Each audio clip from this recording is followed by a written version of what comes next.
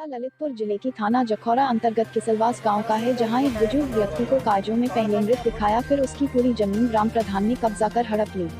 अब उसकी टेढ़ी निगाह बुजुर्ग के मकान पर भी है, जिसको लेकर बुजुर्ग का कहना है कि ग्राम प्रधान ने प्रशासन से सांठ काट कर उसे पहले मृत घोषित कर दिया, फिर उसकी जमीन हड़प ली। दरअसल यह किसान लगातार 20 साल से संघर्ष करता रहा है और कहता आ रहा है, मैं अभी जिंदा हूं लेकिन गूंगा प्रशासन आखिर इस गरीब किसान का 20 साल में भी नहीं सुन सका, उसका दर्द और उसे नहीं दिला सका न्याय। आखिर क्या है कारण, सुनिए उसी की जुबानी।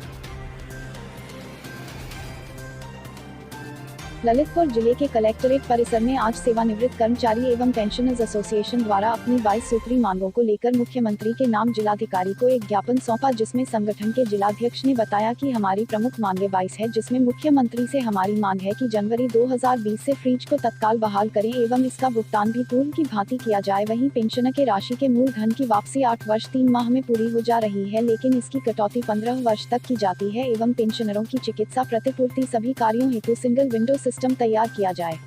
यह इनकी प्रमुख मांगे हैं, देखिए रिपोर्ट।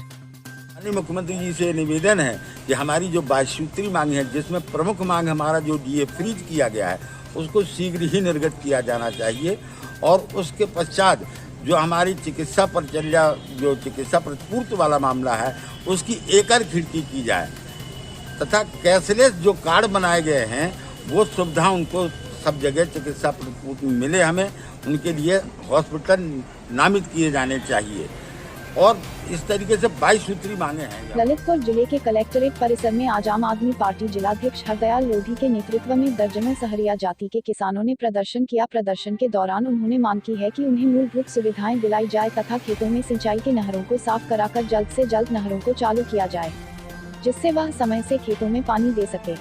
इस दौरान उन्होंने एसडीएम महोदय को एक ज्ञापन सौंपा। आखिर क्या है उनकी मांग, देखिए इस रिपोर्ट में।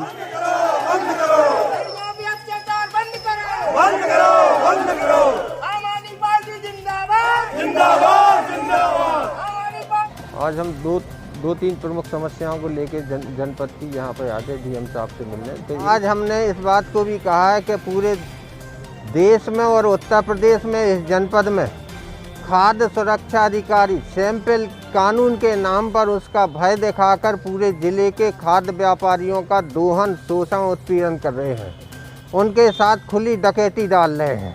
इस बात को लेके हम लोग यहाँ पे आज डीएम साहब से मिले थे, उनको बताया कि यहाँ पे जो भ्रष्ट अधिकारी जो है हमारे जो ईमानदारी से जो व्यापार कर रहे हैं व्यापारी, उनको लूटने में यहाँ पे लगे हुए हैं।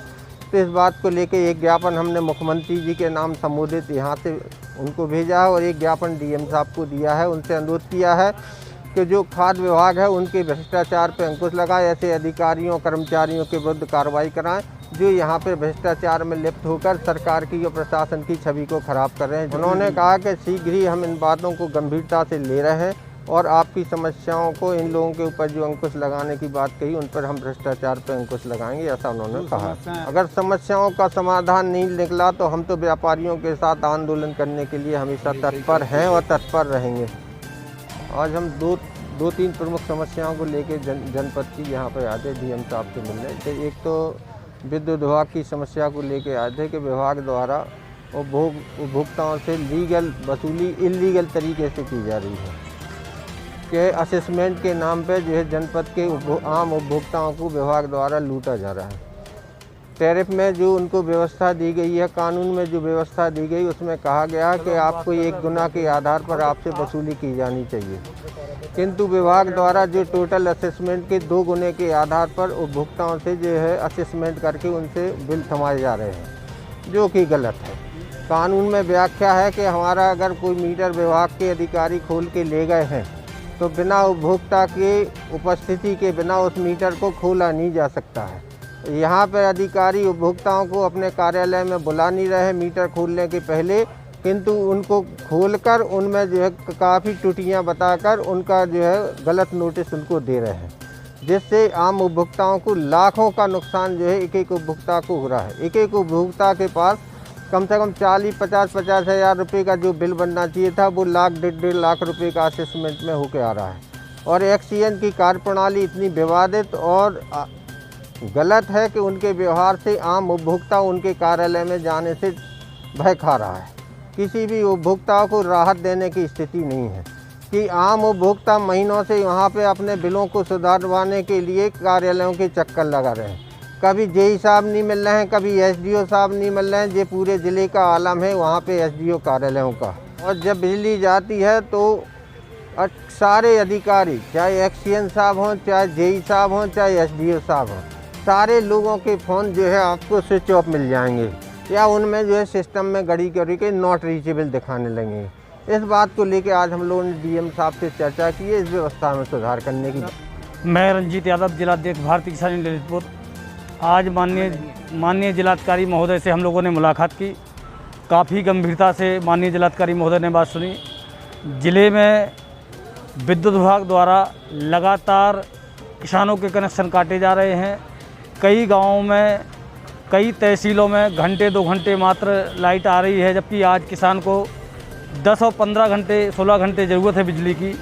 ऐसी स्थिति में हम लोगों ने जिलाधिकारी महोदय से मुलाकात की और कहा कि जल्द से जल्द जो ट्रांसफार्मर पके पड़े हैं, विद्युत के तार टूटे पड़े हैं, उन्हें यथाशीघ्र ठीक किया जाए और जो डीपीयाँ ख़राब पड़ी हैं उन्हें तुरंत बदला जाए और किसानों को ट्यूबवेल चलाने की लाइट की आवश्यकता है, तुरंत लाइट दी जाए। दूसरी समस्या हम लोगों की थी कि भाई नहर चलवाने की। जो सिंचाई बंधु की बैठक में अधिकारियों से वार्ता में हुई थी, एक्सीएन साहब से वार्ता हुई थी, तो नहर प्रशासन द्वारा बताया गया था कि जाखल पंप कैनाल को हम लोग 25 तारीख से चला देंगे। भारतीय किसान ने भी भाई सहमति की थी कि हर हालत में 25 तारीख से चल जाए, मांग थी हमारी। अब आज 27 तारीख हो चुकी है, नहर अभी तक चली नहीं है। अगर कल 10 बजे तक नहर नहीं चलती है तो भारतीय किसान यूनियन ललितपुर उग्र आंदोलन करेगी, जिसकी संपूर्ण जिम्मेदारी नहर प्रशासन और जिला प्रशासन की होगी। हमारी जो आज वार्ता माननीय जिलाधिकारी महोदय से हुई है, उसमें पहली समस्या थी हमारी लाइट को लेकर। ज़िले के तमाम गाँव में, सैकड़ों गाँव में तार टूटे पड़े हैं, विद्युत की डीपीयाँ ख़राब पड़ी हुई हैं, साथ ही कम बिजली दी जा रही है। इसको लेकर हम लोगों ने रणनीति बनाई थी कि हम बहुत बड़ा आंदोलन ज़िले में करेंगे, लेकिन माननीय जिलाधिकारी जी के कहने पर हम लोगों ने ये कार्यक्रम स्थगित कर दिया गया है। माननीय जिलाधिकारी का कहना है कि 3-4 दिन का समय दिया जाए, उसके बाद पूरे ज़िले की लाइट ठीक तरीके से कर दी जाएगी, कहीं भी कोई प्रॉब्लम नहीं होगी। हम लोग 30 तारीख तक इंतज़ार कर रहे हैं कि माननीय महोदय जी का। साथ ही जो नहर की समस्या है, तो इस बार ज़िले का किसान दलहन की तरफ अपना रुख कर रहा था। सैकड़ों की संख्या में नहीं, हज़ारों की संख्या में किसानों ने मटर, चना, मसूर की बीज लेके रखा है कि इस बार अगर सही समय से नहर खुल जाती तो किसान दलहन की फसलें अधिकतम करता। तो हमारा एक नारा है कि गेहूं का मौसम आ गया और दलहन जिला प्रशासन खा गया। अगर कल तक नहरें नहीं खोली गई तो हम लोग बहुत बड़ा आंदोलन इस ज़िले में जिला कलेक्ट्रेट परिसर में करेंगे। जय जवान जय किसान। जिला अधिकारी को हमने 7 मांगों का ज्ञापन की बात की, उनमें आश्वासन दिया है। हमारा आंदोलन 30 तारीख को था, लेकिन माननीय श्रीमान जिलाधिकारी द्वारा कहा गया है कि 30 तक आप स्थगित कर दीजिए, आपकी जो मांगे हैं उन पर विचार किया जाएगा और माना जाएगा। हमारी पहली मांग है कि हमारे किसानों का बीमा नहीं मिला है, उनका बीमा दिया जाए। दूसरा है नहर का मामला है कि बांध में, भावनी बांध जो है हमारे नहर में कंप्लीट नहीं हो रही और गेट लग रहे, और हमारे किसानों का ना कुगा का, ना बंदिया का, ना किसी का पैसा नहीं दिया है, ना ज़मीन का कुछ। मतलब यानी 70% तो दे दिया गया, लेकिन 30% किसान आज भी दर दर भटक रहा है। उसके लिए हमारा 30 तारीख को गांधी ग्राउंड बार में धरना था, लेकिन माननीय जिलाधिकारी जी ने कहा है 30 का स्थगित हो गया है। अब हम 30 के बाद 6-7 तारीख जो भी होगा उसमें करेंगे, फिर आगे की रणनीति बनाई जाएगी। और ये है कि सुप्रीम कोर्ट ने ये आदेश किया है कि बैंकों में ब्याज पे ब्याज नहीं लिया जाए। इसका भी कड़ाई से जिलाधिकारी ने आश्वासन दिया है कि ब्याज ही लगेगा, ब्याज पे ब्याज नहीं लगेगा, चक्रवर्ती ब्याज नहीं लगेगा। ये मामला हो गया है हमारी बात में। और ये नहर की भी है कि हमारी टेल, मोती खेरा और यहाँ पुलवारा तक पानी पहुँचाया जाए। जो पर साल भी दिया गया है उतना ही बांध आज भरा है, उतना ही पिछले साल भरा था। इसलिए मोती खेरा और पुलवारा तक किसानों की सिंचित भूमि करवाई जाए, जिससे कि हमारा किसान पल जाएगा।